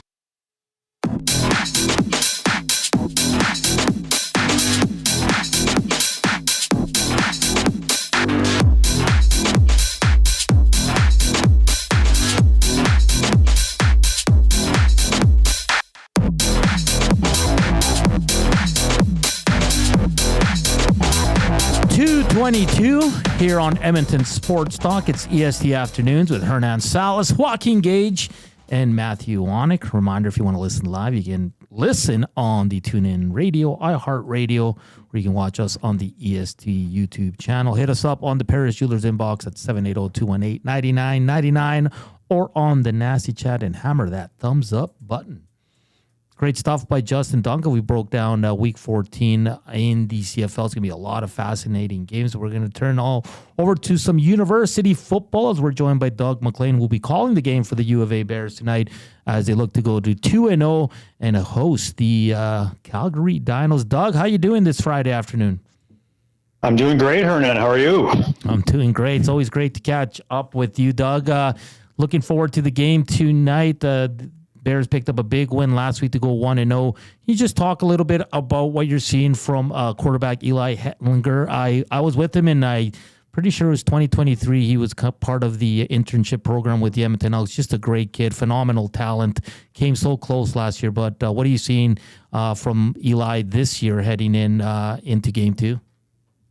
Yeah, you hit it on the head, Hernan. I think there's a poise to him and a presence to him, and I think that's what, above and beyond the talent he brings on the field, that's what I think he's brought to this Golden Bears lineup. I mean, he's arguably the best quarterback, with all respect to guys that have gone, been in that position the last decade. He's the best quarterback they've had in 20 plus years. And I mean, he throws the ball well, but he's patient, he's smart, and he's only in his third year, guys. Like, that's the amazing thing. Like, he is, he is poised to become, down the road, potentially the Bears' all-time leading passer if he sort of trends the way he is right now. And he's only in his third season. So this is a guy that, he's the leader of this offense, and they have a lot of weapons. And we saw last week against UBC. I mean, he was able to just control, manage the game, leverage the running game. And when he had to, put the ball in the air, he's got great touch. He sees the field really well, and he's got an O-line in front of him that gives him a ton of time. So he's a really special player to watch, and he's been a massive part of this, I'll say, turnaround in the last few years for this Golden Bears program. Doug, looking at the rankings, and just by hearing the buzz around Edmonton Sports Talk with the Alberta Golden Bears Football Club, ranked 7th currently. I mean, Matthew Iwanek last year wanted to get in touch with Bob Stauffer to get them readjusted after a big win against UBC. I remember that. It was getting quite heated around here. Is Alberta Golden Bears at 7, is that a realistic ranking, or should they be ranked a little bit higher this year, considering that this is one of the best teams they've had in years? Well, Bob does have a lot of power. So, I mean, hey, that's probably the place to go if you're going to try to get this thing fixed. There's no doubt. But, they're actually up to number 5. So the new rankings came out Tuesday. So they did start the season at 7, Joaquin, but they're up to 5 now, which to your point, though, I still think might be a little bit low, considering where this team was last year at 6-2, literally seconds away from winning a Hardy Cup, and now here knocking off the defending Hardy Cup champions and the team that lost in the Vanier last year. So I agree with you that I think it still might be a little bit light in terms of where they should be. But again, this team isn't going to be too concerned about that at this point. I mean, yeah, you want to continue to move your way up the rankings because it sort of presents you more broadly across the country. But at the same time, I think they know they've got to just take care of business here tonight and going forward. But yeah, I agree with you, Joaquin. I think number 5 is maybe a little light. Doug McLean joining us here on EST Afternoons. Of course, he is the voice of the Golden Bears tonight as they host the Calgary Dinos. Can you just chat and let our listeners know about fifth-year running back Matthew Peterson? He had 117 rushing yards on 19 attempts in their first win over UBC this year. It was a 42-28, but Matthew Peterson looks like he just keeps getting better and better here. Yeah, he does. And, I mean, he's an all-Canadian first team last year. Just a fantastic season on the ground, over 1,000 yards rushing. And he's a very unique back because he has that ability to be that full run over guys type back, but then he's agile, he's quick, he can see the holes extremely well. And again, as I said a couple seconds ago, they've got a fantastic O-line. They absolutely dominated the line of scrimmage last week, so that a player like Peterson was able to really allow the block to set up and then find those holes and burst through. And this was not a lot of off-tackle runs. There was a lot between the tackles, A-gap, B-gap runs, and they're just pounding UBC. And then you got Peterson, then you add O.P. Ashinabi, who's a slightly bigger version of Matthew Peterson and equally agile. So you've got this two-headed monster that, again, UBC last week could not handle. And again, credit to the offensive line, but Peterson, draft pick of the Hamilton Tiger Cats this past April. He is a very unique back that causes a ton of problems, did last year. And with, as you said, 117 yards already this year, he's already causing some issues for teams in Canada West. Well, tonight, big game against the Calgary Dinos. Obviously, the Golden Bears going in as the favorites in this game. What can we look for? Is this I don't want to say trap game this early in the season, but looking at the rankings where the Golden Bears are and the Calgary Dinos are, what type of game can we look forward to this evening? Yeah, it's a good question. I mean, I'll take a step back. I think if you look at Canada West this season, in my mind, they're kind of three tiers. The top tier, you've got Alberta, UBC. Middle tier, you've got Saskatchewan, Manitoba. And the lower tier, you've got Regina, Calgary, two teams that are just trying to rebuild and get themselves back. I mean, Calgary's been so dominant in Canada West for so many years that this is an unfamiliar territory for them, being a team that, well, they almost made the playoffs last year, but just fell short. And I think this year is still trying to find their way. A lot of changes on this Calgary roster. I think it's 4 starters off their offensive line won't be playing tonight from who did start most of last season. Dom Britton, their starting quarterback, did start at times last season, but he was not the number one guy all year. The big struggle for them, they do not run the ball well. They struggled to run the football last year. Last week against Regina, just 30 yards on the ground. And I don't care if you're talking U Sports, NCAA, CFL, NFL, it doesn't really matter. You have to be able to run the football. Dom Britton threw 45 passes last week. That's not typically a recipe for success. He was 18 of 45. So considering the amount of pressure that Alberta was able to get on Garrett Rooker, who's a veteran star quarterback in this country, I expect to see Alberta really try to get in the face of Britain tonight. They've got a really young receiving core. Gob Dang, who was a leading receiver in Canada West last year, is not with the program right now, so they've lost him. So they're pretty young all across the board. And as I mentioned, they don't run the ball very well. But that said, they did force 4 turnovers last week against Regina, so Alberta's got to be careful, protect the football. They did a good job with that last week against UBC. But yeah, I don't. It's a good question, Joaquin, if it's a trap game. I'm not sure I'd call it that necessarily, but again, you never know. I do think there's a gap between Alberta and Calgary right now, but again, that's why you play the game. You never know, and it's a young group in Calgary that they've got nothing to lose. So we'll see if they can come out and give Alberta a really good test. Doug, switching over to the professional team here in Edmonton, the Edmonton Elks are on quite a roll, playing some very inspiring football. You got 2 quarterbacks playing at a high level, the running back, the receivers, the defense is all top notch right now. What changes are you seeing for this turnaround, and how exciting is it? Because I know you've been on the hangout and you've talked about the struggles of the green and gold and how hard it is to go to games and all that, but that's changing pretty rapidly here.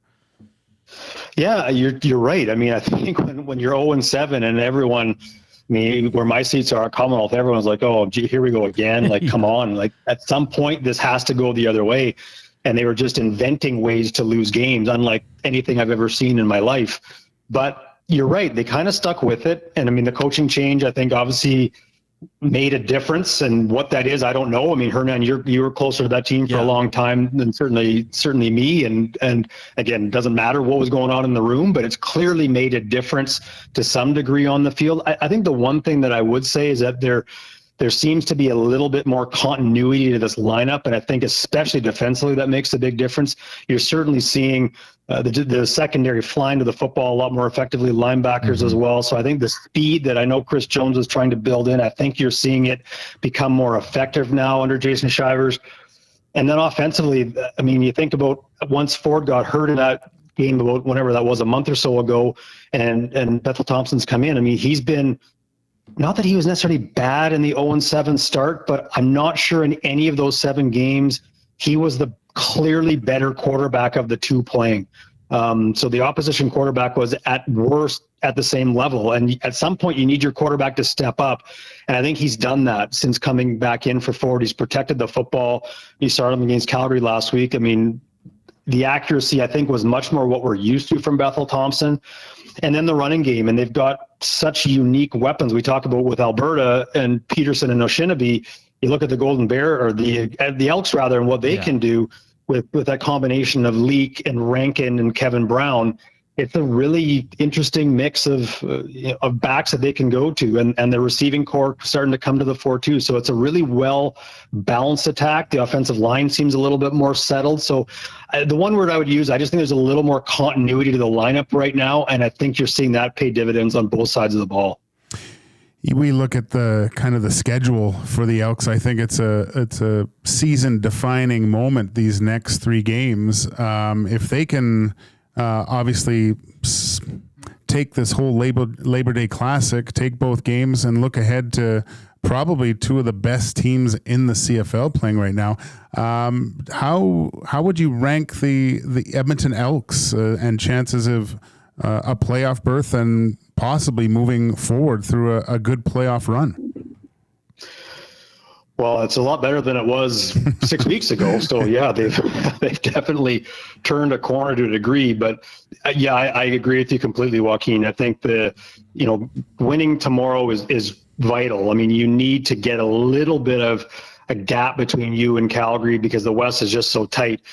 The Winnipeg home and home, I mean, you wish you'd played Winnipeg back in July, unfortunately, considering how their season started and maybe a little bit of a bumpier beginning to their year, but they seem to be coming into their own. And again, a veteran group that knows how to win and has done an awful lot of that over the course of the last few seasons. So, yeah, I think this team has a strong belief in itself, and you're seeing that on the field in terms of how effective they've been over the course of the last month. So I don't think they're going to feel overly concerned whether they're, no matter who they're playing. We saw them play Montreal, who are arguably the best team in the league right now. And, short of that poor third quarter they had, they were arguably the better team on the field through most of that football game. So I think it's a pretty confident group right now.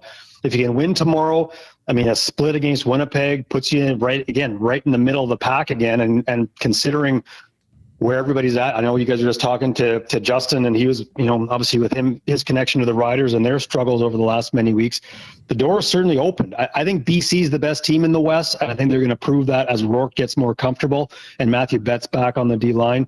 But I think beyond that, it's pretty open, and there's no reason the Double E can't put themselves in a position to at least be in the playoffs, and heck, maybe even consider trying to get their way into second place and get a home playoff game for the first time since 2015. Wouldn't that be something? Elks, Golden Bears playoffs. That'd be great. It'd be great. Doug, thank you for taking the time this afternoon. Have a great call tonight as you'll be calling Golden Bears hosting the Dinos down at Foot Field. 7:00 start for that one. Doug, thank you so much. Enjoy the game tonight. Enjoy the game tomorrow, and we'll chat soon. Will do, guys. Thanks. And hey, congrats on the show, you guys. Best of success with it, and super happy to hear you guys on every day. Thank you. Thank you very much. That's Doug McLean. He absolute beauty. Yeah, that's great. He also calls Stingers games with our good friend. I think he's doing the game tonight with our good friend Majot. Oh, really? Yeah. Oh, cool. Yeah, I asked that question because when I played football back in high school at Notre Dame, we had some good players like I think Ron Meyer, and who was an offensive lineman for the Stampeders, I believe, for a bit. He went to he played for the Dinos. Don Blair. He played for the Dinos too. So they were always considered the big dogs of youth sports football, right? So that's where you wanted to go play, I think, because they were just so successful. It's like the 2019 Dinos because Jamin Pelly. Right. Plamond, and there's about six, or the Philpotts. There's about 6, 7, 8 guys that all played and they won the Vanier Cup. So they're loyal to the Dinos. It's funny, Jamin, they always, always give him a hard time about that. But yeah, it's the Golden Bears now. Like they were so close last year. It was absolutely an amazing finish in that game. I know. I think I was out with Maddie and Tommy, and we ran into Eli. We were going to watch Canada Jamaica, but there's the rain. That's right. So we went for drinks, and we ran into him. Oh, you guys went for drinks. Well, we're gonna watch a soccer game. No, I'm just saying you have my number back then too. I was like, geez. Everyone was welcome to come watch it. Anytime Canada's soccer plays and I am going out to watch it, you are more than welcome to come. Okay. I didn't see you when Copa America was happening. You didn't come because you were there. But we hung out. Hernan and I hung out quite a bit watching those games. All I got was, hey, Gager, look at us. Instagram. Okay. Click. I'm going to say this right now. The next time there's a big soccer game we're all watching, I am going to invite you. And if you don't show up, you now have to come. Like, it is on that you will show up. Well, I don't know when I'm invited, I usually come to things. I think somebody pointed out the Nasty Bash. I was busy. I don't know when the next big soccer game will be. Yeah, it's going to be a while. 2026. No, because I'll be gone. What do you mean you'll be gone? I am going to every single one of those matches if I can. Oh, really? Okay. Right. Dusty doesn't know this yet. It's still fun. We'll have about 8 Zacticums by then, right? The next time I have a contract discussion with him, one thing is going to be like in 2026. I don't care if I have to take it all off or if you want me to just bring the show with me. I will gladly do that, but I will be following Canada. Nonetheless, we ran into the quarterback, Eli Hetlinger, And it was about a week after the championship game. And he's so humble, such a nice kid. And like I said, he was with the Elks in, I want to say, I can't remember if it's 2022 or 23. And I got to meet him there, and just a great kid. And it's great to see him have success. And it's great to see that program have so much success. And it's going to be a full little field there at Foot Field. It's a great place to watch a game. I absolutely love going there. I did a few games for the U of A there, kind of in the production part of it. It's always fun. And with the weather, like, go out there, support. They're a very good team. And like Doug said, I think Doug was being extra nice by not saying like, yeah, this is not going to be close. It sounds like the Dinos are kind of in a rebuild, a lot of young guys. So we'll see what happens there. We're going to continue our Oiler chat because we're getting a lot on the Nasty Chat, a lot on the inbox about Kevin Shattenkirk and players now telling their agents, hey, take the Oilers off my no trade list. I want to go there, because everybody realizes how close they are to winning, and they see the deficiencies in some areas of the team, and they're like, maybe I can help there. Look, if you look back and see the history of it all and the teams, that came up short, and then they finally, I look no further than the Panthers. They got their lunch fed to them the year prior, and then it was close, but if the Oilers win that first game, I think they win, right? If you really look at it, and it was just they played so well in that. Yeah, they did, and they didn't play bad in the second game either. But Bob was goalie Bob. Yeah, Bob stood on his head and then fell off for 3 games. Yeah, and then put it back together for one. And that's all you need. That's all you need, man. That's all you need. Yeah, I wish I could put it together for one. All right, we'll close out the show and the week here on EST Afternoons. Here's Matthew Wanig with a sports update.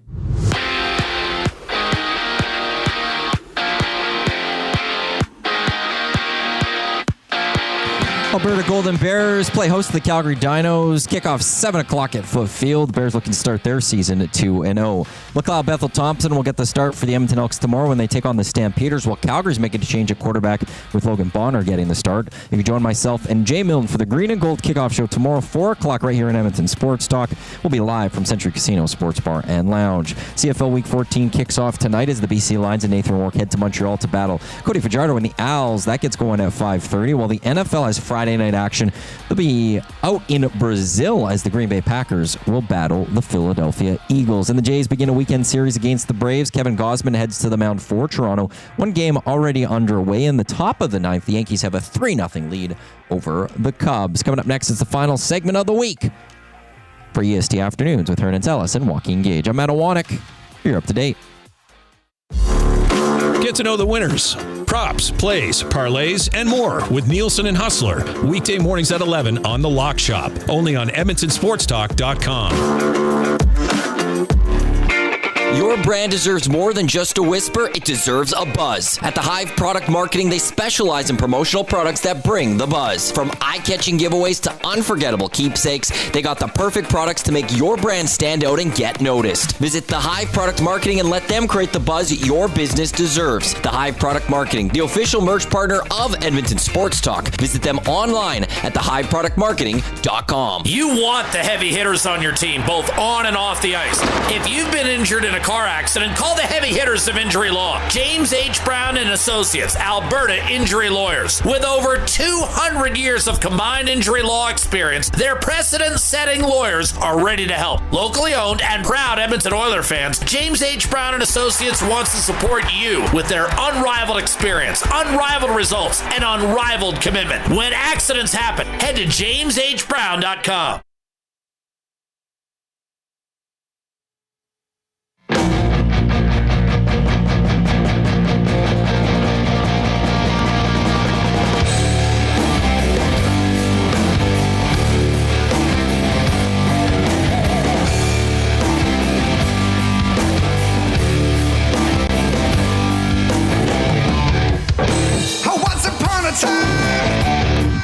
In a land not far away, the people chose a government for the people represent.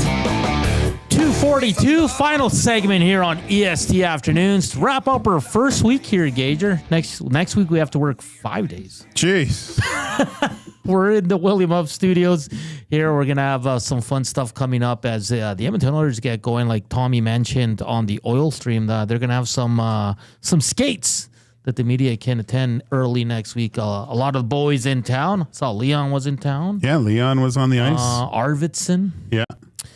And before we got to Justin Dunk, we were talking about PTOs and how Elliot Friedman kind of discussed and brought up Kevin Shattenkirk. Just from the feel I'm getting from our nasty chat in the inbox, not a lot of people are on board with that move. And again, PTOs for me are guys that are 6-7 guys like in that slot where they're not going to make an impact, but you want bodies for 8 games of the preseason and just in case to start the season if something happens in injuries. Because I'll tell you this, if the Oilers run into injuries on their back end, they're in big trouble. They're huge trouble. I mean, you get any sort of injury to those top 4 guys, that's a massive hole to fill, right? Like, and the cupboards are bare too. That's what I mean. There's no one coming up, right? There's no one coming up at this point. So, we've had some great messages in the Paris Jewelers inbox, 780-218-9999. Boiler guy Dennis, he posted this picture. He was actually at the game in KC. So what an experience. It was so damn loud, but he's still in KC listening on iHeart. So nice. Love thank you, Boiler guy Dennis. And if you haven't already, there's an article posted by Jolene Latimer.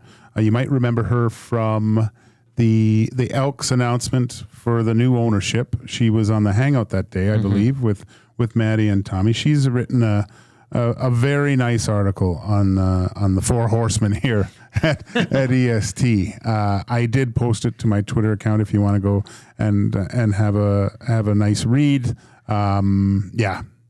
I've just been able to kind of glance through it a little bit, but it's talking about obviously here, Winnipeg Sports Talk, other places that the landscape's changing, and it's nice to be part of change in a positive direction, and the Horsemen have done that here. They have, definitely. It's been, and again, they're celebrating their 1-year anniversary.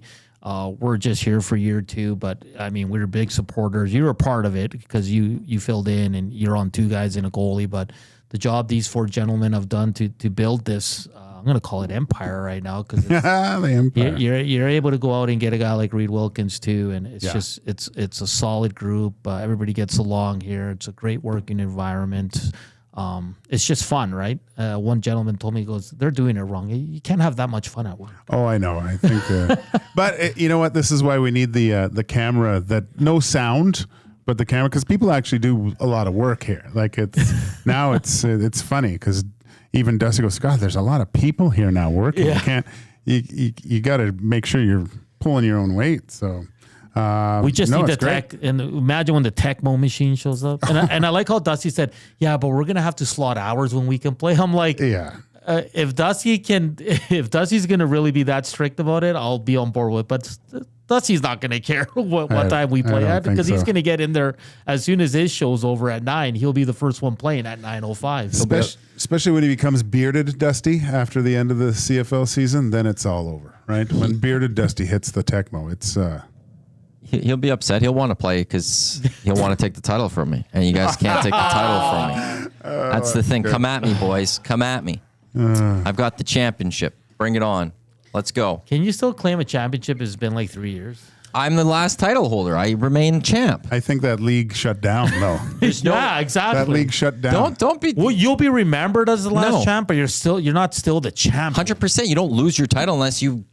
There's no challenge. It's not like I've retired. I'm still open. I'm still open to play, Hernan. You want to go play this weekend? Let's go play somewhere this weekend. I'm not afraid of the challenge. Let's go. I'm not afraid either. I just want to get back challenge in me there. then. Oh boy.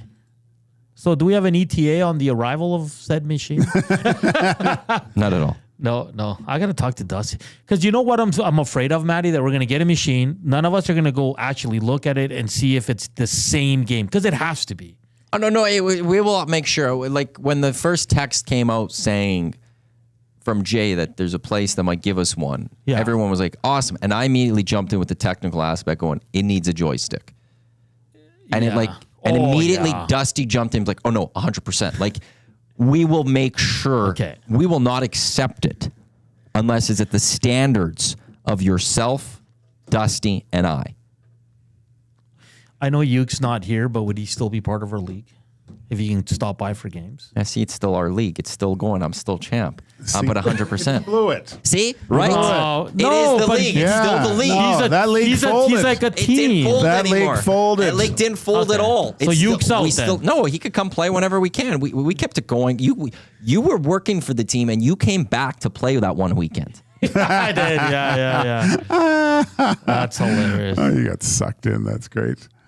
This one comes in from Chris Sadaway at the Paris Jewelers inbox, 780-218-9999. Great work, gents. Your show already feels like a natural fit in my daily routine. Looking forward to what the second week and beyond brings. Thank you for that, Chris, and thank you for all the positivity through our listeners on the inbox and on the Nasty Chat. It's been fun, Gager. It's been fun. A little stressful the first couple of ones. Getting back into the routine of doing shows and following every single sport out there and booking guests and all that fun stuff. And then for me, the new element is video, right? Because I was always a face for radio. So before, when I left, you were still doing traditional radio. Now it's all changed. But a voice for romance novels, buddy. I don't know about that, but I have one complaint in my first week. Did you? I did notice that, Maddie's been producing our show and Reed and Jay's show, and I feel like he's a lot more interactive with Reed and Jay. Do you think so? Yeah. Oh, yeah. Oh, no, I don't. I feel like I was more with you guys than with them. I thought he was. I listen to Reed on the way home, and when I'm cooking, and Maddie's just jumping in. It's all. Oh, yeah? No, I feel like I've jumped in more on this show than that show. Yeah, for sure. I feel like every time I bring Maddie in, he's just like, "What do you want?" Well, here's the thing, Hernan. I have the exact same attitude with Reed and Jay. They just said they have 3 hours, you have 2. There's the difference. Yeah, no, I'm just kidding. Maddie's been great. Don't worry, Zacta comes here on Monday. Oh, yeah. You guys will have the new producer. I'm going to need a Zach button, I think. I will be here to teach him everything, but your real producer will be here on Monday. I can't wait to hear his stories about his travels. Oh, my gosh. I love the fact that, I don't know, maybe it's not my story to tell, but he's been communicating with YouTube Trev, but not by text, but by voice message. He won't text him. He won't text him, but he'll send him voice messages of what he's actually doing. Like a bus went by. Trev said he kind of threw out an expletive because he tripped. He goes, "Oh my gosh, I almost fell." I almost fell. So we can't wait to see you back here, Zach. He had a great tweet just a couple minutes ago. Oh, did he?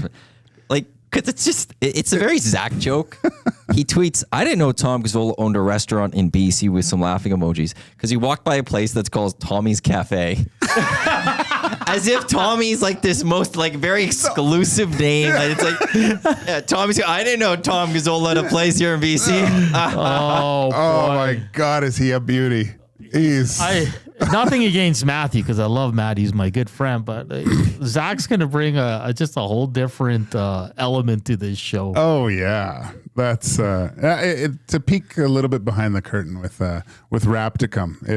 It's something else when he comes in first thing and says hi and just keeps talking to you. He won't stop. You're it's great. It's great. And I love that he's a rapper. Oh well, that's still up I'm for using debate. that term loosely here, but I you know what? His first his response to Josh Clausen, I actually liked it. It did there was no rhyme in it, but just what he was saying, I was howling at the office, absolutely howling. So, I mean, we got to find something to do with Zach and his rap game on our show. There has to be something. Oh God! Hey, you want a new for the intro or returns? Have Zach spit some beats for you. Oh man, there's the possibilities are so high right now with what we can get Zach to contribute to the show, because it's gonna be great. Yeah, no, it's and it's gonna be a good weekend of sports here too. This is this first NFL weekend. There's just not enough screens usually. CFL, NFL, U.S. Open for the. We didn't really touch on much of the tennis, but I'm not. I'll say it. I was more connected to a older generation of tennis players, and now I probably have to learn some more. I always watch the Canadians, but they were all out. They were all second gassed, round, so yeah. it's You almost need a Canadian to have that run at the U.S. Open to keep you focused and interested. But yeah, we'll probably get into a lot, like you said, just the guys coming into town. Hopefully a few PTOs for the Edmonton Oilers. Yeah, everybody's favorite. I love talking about PTOs. Those are the best. And we got extremely lucky on Tuesday with Leon signing, the Elks picking up the big win. And like you said, NFL, we got the Labor Day rematch. There's so much going on. Join Maddie and Jay for the pre and post game shows down at Century Casino Sports Bar and Lounge tomorrow, 4 o'clock, Green and Gold kickoff show. What's a special? Prime rib sandwich, $11.99. It's delicious. It's amazing. It's fantastic. Game day specials during an Elks game, an hour before, throughout the game, an hour after. Include 6 o'clock lager for $6. Game day drafts $5, but then it's a cheese and jalapeno smoky with the raw waffle fries. Yes, Jay and I have confirmed you can use vinegar on waffle fries. It does work. Maddie, are you going to malt vinegar? Ooh. They didn't have malt. We did it with so when that is the one you want. But we did it with regular white vinegar, and it works. Okay. We didn't know if waffle fries worked with vinegar, but we tried it, and we both agree it works. Okay. Are you going to go as far as I am, and I'm guaranteeing an Elks win? I guarantee a game will be played. Come on. I love it. And a team from Alberta might be victorious, although it could be a tie. Could be no ties. I just think with the quarterback move there, and again, I don't know much about him, and it's no disrespect towards him, but just the way the Elks are, I was heavily favoring the Elks even with Jake Meyer playing. But now that they're going to a guy that's getting his first pro start. Do you think there's been, with the short week, I'm hesitant now, but I think there were before, but do you think we'll see any Trey Ford packages? I hope so. Yeah. Just to mix it up and keep the defense off balance, but I'm going to say probably no. Okay. And I have no inside information. Well, it's about that time, Hernan. Make sure that you stay listening, because I was in there with the next two Yahoos that are coming in, and they've got some good stuff lined up. Oh, they got a killer show coming up here to wrap up the week. But thanks for everybody for listening, watching us, all your messages. We see them all, and we are very thankful for all the kind words, and we look to keep growing the show. And we're only going to get better and better and better as we go, as is the Reed Wilkins show with Jay Milne. But they got a killer show coming up. Thank you for all the support this week. We'll chat with you on Monday. For Joaquin Gage, Matthew Wanick, I'm Hernan Salas. This has been EST Afternoons on Edmonton Sports Talk. Have a good one. Wake up with the Nielsen Show with Dustin Nielsen and Lieutenant Eric. Weekday mornings 6 to 9 on EdmontonSportsTalk.com.